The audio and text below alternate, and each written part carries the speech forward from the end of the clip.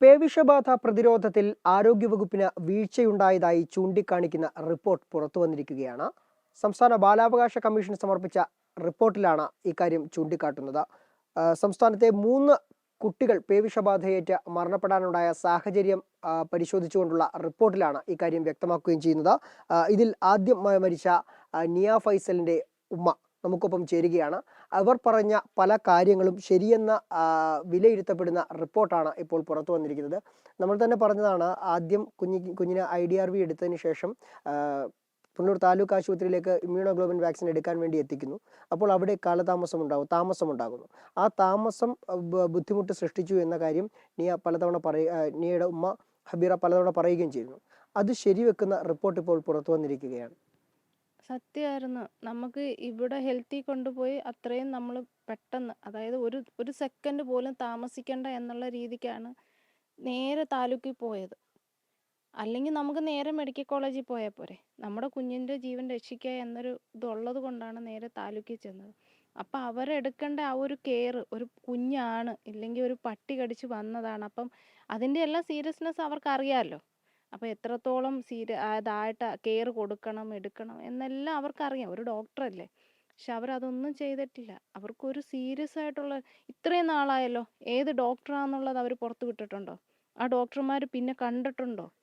ഈ സൂപ്രണ്ട് എന്തെങ്കിലും ഇതിനെപ്പറ്റി അന്വേഷണം നടത്തിയിട്ടുണ്ടോ? ഇതൊന്നും ചെയ്തിട്ടില്ല. ഇന്ന് മോള് മരിച്ചിട്ട് 2 മാസം കഴിഞ്ഞു.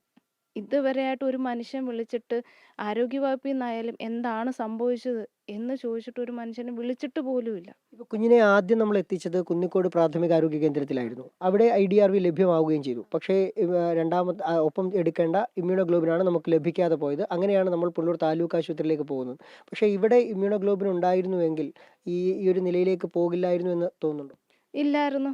കാരണം റാബീസ് എടുത്ത ഉടനെ തന്നെ നമ്മൾ ഇമ്മ്യൂണോഗ്ലോബിനും കൊടുക്കല്ലേ. ഇവിടുന്ന് അവിടം വരെ പോകുന്ന ആ ഒരു താമസം, പിന്നെ അവിടെ ഇരുന്ന താമസം, അത്രയും നേരം കൊണ്ട് ചെല്ലേണ്ട മരുന്നല്ലേ എൻ്റെ കുഞ്ഞിൻ്റെ ശരീരത്ത്. അപ്പോൾ ഇവിടെ ഉണ്ടായിരുന്നുണ്ടെങ്കിൽ ഇതൊന്നും സംഭവിക്കത്തില്ലായിരുന്നു. ഇന്നും അവൾ എൻ്റെ കൂടെ ഉണ്ടായേനെയായിരുന്നു. ശരിക്കും ഇവിടെ പ്രാഥമികാരോഗ്യ കേന്ദ്രത്തിൽ ഈ മരുന്ന് ലഭ്യമായില്ല. പല സ്ഥലങ്ങളിലും പലയിടങ്ങളിലും പല പ്രാഥമികാരോഗ്യ കേന്ദ്രങ്ങളിലും അല്ലെങ്കിൽ കുടുംബാരോഗ്യ കേന്ദ്രങ്ങളിലും ഈ മരുന്ന് പോലും ലഭ്യമാകാത്ത സാഹചര്യമുണ്ട്. പക്ഷേ ഇവിടെ അവർ ആ മരുന്ന് സ്റ്റോർ ചെയ്ത് വെച്ചിരുന്നു എന്നാണ് നമുക്കറിയാൻ കഴിഞ്ഞത്. അതുകൊണ്ടാണ് ഇവിടെ നിന്നും ആ ഒരു വാക്സിൻ നമുക്ക് ഫസ്റ്റ് ഡോസ് ലഭിച്ചത്. നേരെ പുനലൂർ താലൂക്ക് ആശുപത്രിയിലേക്ക് പോവുകയായിരുന്നെങ്കിൽ ഇതും ലഭ്യമാകുന്നതിൽ കാലതാമസം ഉണ്ടാകുമായിരുന്നെന്നാണ് കരുതുന്നത്. ഉണ്ടാകുമായിരുന്നു. കാരണം ഇതിനു മുന്നേ നമ്മുടെ ഹെൽത്തിൽ ഈ വാക്സിൻ ഇല്ലായിരുന്നു.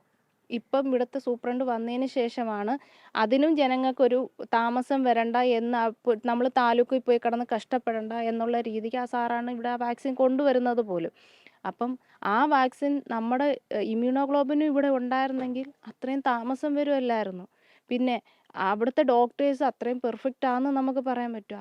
അത്രയും സീരിയസ് ആയിട്ട് എടുത്തിരുന്നെങ്കിൽ എൻ്റെ കുഞ്ഞിൻ്റെ മരുന്ന് അങ്ങനെ അവരൊരു നിസ്സാരം എന്നോണം അതൊഴിച്ച് കളയത്തില്ലായിരുന്നു. ഇത്രയും മരണങ്ങൾ നമ്മുടെ നാട്ടിൽ നടക്കുമ്പോഴും വാക്സിൻ എടുത്ത ആളുകൾ തന്നെയാണ് പലരും മരണപ്പെടുന്നത്, മരിക്കുന്നൊരു സാഹചര്യം ഉണ്ടാകുന്നത്. അപ്പോൾ ഈ വാക്സിനിൽ സംശയമുണ്ടോ? വാക്സിനിൽ ഇപ്പം എൻ്റെ മോൾക്ക് വാക്സിൻ ഉള്ളിൽ ചെന്നിട്ടില്ല 1%. പക്ഷേ ഈ വാക്സിൻ എടുത്ത പകുതി ആൾക്കാരും മരിക്കുന്നുണ്ട്. അപ്പോൾ ഇതിൻ്റെ ക്വാളിറ്റി എന്താണെന്നുള്ളത് ഇവരാരും ചെക്ക് ചെയ്യുന്നോ?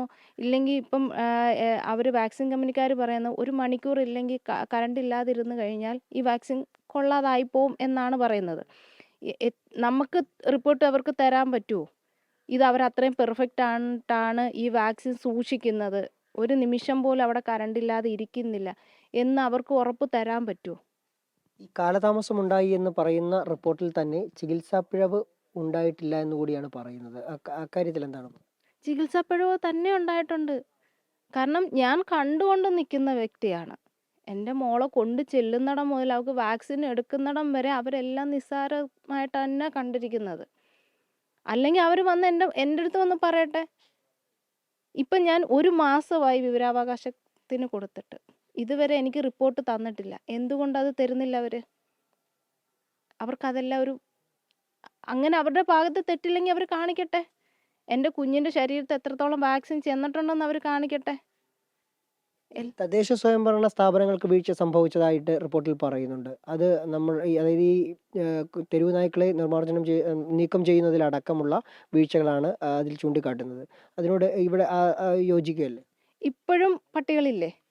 അത് കഴിഞ്ഞതിന് ശേഷം പേപ്പട്ടികൾ വന്നിട്ടുണ്ട്. അതും നമ്മുടെ ഇവിടുത്തെ മെമ്പറിൻ്റെ അടുത്ത് നേരിട്ട് എന്ന് ഞാൻ പറഞ്ഞു. അതുകൊണ്ട് റോഡിലോട്ട് കയറി പോകുന്നുണ്ട് എന്ന് പറഞ്ഞിട്ട് പോലും അത് മൈൻഡ് ചെയ്തില്ല. ആ മെമ്പറിൻ്റെ വീടിന് മുമ്പിൽ പോയി കിടന്ന ആ പട്ടി ചത്തത് പോലും.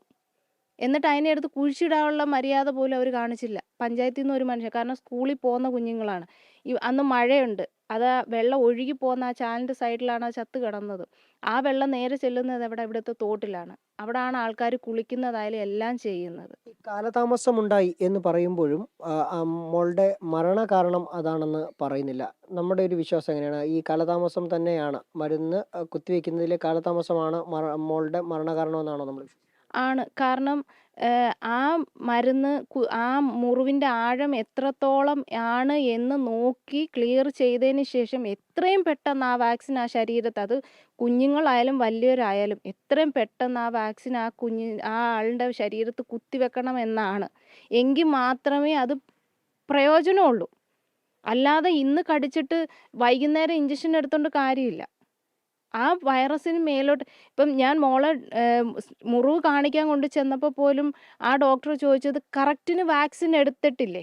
മുറിവ് പിന്നുള്ള കാര്യം, കറക്റ്റിന് വാക്സിൻ എടുത്തിട്ടില്ലേ? അതാണ് അവളുടെ ജീവൻ്റെ വില. ഞാൻ ലാസ്റ്റ് കൊണ്ട് കാണിക്കുമ്പോഴും ഡോക്ടർ ചോദിച്ചത് അങ്ങനെയാണ്. അവർ ക്ലിയറായിട്ട് വാക്സിൻ എടുത്തില്ലായിരുന്നോ? അപ്പോൾ പേടിക്കേണ്ട കാര്യമില്ല. ആ ഒരു വാക്സിനാണ് ആ ജീവൻ്റെ വില. അത് ക്ലിയറായിട്ട് എടുത്തില്ല എന്നുണ്ടെങ്കിൽ ആ ജീവന് പിന്നെ നമ്മളിനി എന്തൊക്കെ ചെയ്തുകൊണ്ടും പ്രയോജനം ഇല്ലാതായി പോകും. ഈ കാലതാമസം ഉണ്ടായി എന്ന് പറയുമ്പോഴും വാക്സിൻ കുത്തിവയ്ക്കാൻ കാലതാമസം ഉണ്ടായെന്ന് പറയുമ്പോഴും പക്ഷേ മരണ കാരണം അതല്ല എന്നാണ് റിപ്പോർട്ടിൽ പറയുന്നത്. പിന്നെ അവരെന്തു പറയുന്നത്? ആ വൈറസ് കുഞ്ഞിൻ്റെ ശരീരത്ത് നിന്ന് തലച്ചോറിനെ ബാധിച്ചു. ആ വൈറസ് കയറാതിരിക്കാനുള്ള മരുന്നല്ലേ അവിടെ കുത്തിവെക്കേണ്ടത്. അപ്പോൾ അതിനല്ലേ താമസം ഉണ്ടായത്. ആ മുറിവിൻ്റെ ആഴം നോക്കിക്കൊണ്ട് വേണ്ട ഇവർ ആ ഇഞ്ചക്ഷൻ എടുക്കേണ്ടത്. അത് അവർ ആ മുറിവ് നോക്കിയിട്ടില്ല. ആ മുറിവിന് ആഴം എത്ര ഉണ്ടെന്ന് അവർ നോക്കിയിട്ടില്ല. അത് 2 ഡോക്ടേഴ്സ്, അവളെ കാണിച്ച ഡോക്ടറും നോക്കിയിട്ടില്ല, അവൾക്ക് ഇഞ്ചക്ഷൻ വെച്ച ഡോക്ടറും നോക്കിയിട്ടില്ല. അതിനനുസരിച്ച് ഇത്രയും എമർജൻസി ചെയ്യണം എന്നൊന്നും അവർ ചെയ്തിട്ടില്ല. അതുകൊണ്ട് തന്നെയാണ് എൻ്റെ കുഞ്ഞ് മരിച്ചത്. ആ വാക്സിൻ ക്ലിയറായിട്ട് എൻ്റെ കുഞ്ഞിൻ്റെ ശരീരത്തിൽ ചെന്നിരുന്നെങ്കിൽ എൻ്റെ കുഞ്ഞിൻ്റെ ജീവന് ഇപ്പോൾ എത്രയോ പേരെ പേപ്പട്ടി കടിച്ചു. അപ്പോഴല്ലേ ഇവർ പറയുന്നത് എന്താ? പേടിക്കാനില്ല. അതെന്തുകൊണ്ടാണ് പറയുന്നത്? ഈ വാക്സിൻ കുത്തിവെച്ചത് കൊണ്ടല്ലേ. അപ്പോൾ ഈ വാക്സിൻ കറക്റ്റ് ശരീരത്തിൽ ചെന്നിട്ടുണ്ടെങ്കിൽ പേടിക്കാനില്ല. അപ്പോൾ എൻ്റെ കുഞ്ഞിൻ്റെ ശരീരത്തിൽ ഈ വാക്സിൻ ചെല്ലാത്തത് കൊണ്ടല്ലേ എൻ്റെ കുഞ്ഞ് മരിച്ചത്. വാക്സിൻ കുത്തിവെക്കുന്നതിലെ കാലതാമസം തന്നെയാണ് നിയ ഫൈസലിൻ്റെ മരണ കാരണമെന്ന് ഉമ്മ ഹബീറ ആവർത്തിച്ച് പറയുകയാണ്. ഇതിൽ സമഗ്രമായ അന്വേഷണം വേണമെന്ന് തന്നെയാണ് കുടുംബം ആവശ്യപ്പെടുന്നത്. ക്യാമറമാൻ രാജ്കിരണിനൊപ്പം സുജിത് സുരേന്ദ്രൻ, 24 കൊട്ടാരക്കര.